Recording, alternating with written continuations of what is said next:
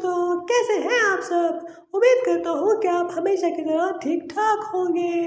दोस्तों, एक दफ़ा फिर हम आपको अपने चैनल मिस्टर क्रेजी पर वेलकम करते हैं।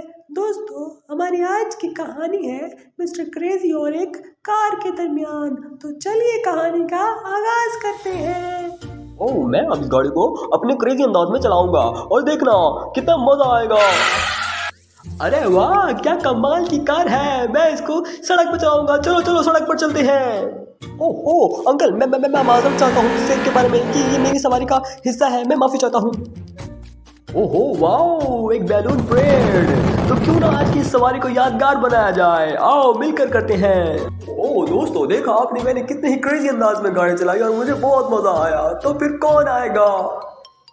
ओहो मिस्टर क्रेजी, ये बहुत मजे का था। इतना ज्यादा एंजॉय तो हमने पूरे हफ्ते में नहीं किया मिस्टर क्रेजी। ओहो हो, बिल्कुल ऐसे ही है। मिस्टर क्रेजी का काम ही है लोगों को हंसाना और खुश रहना और हमेशा खुशी बांटना। तो कैसा लगा। बहुत मजा आया मुझे तो।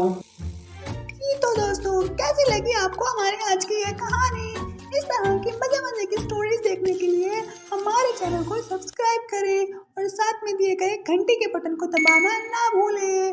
Thank you.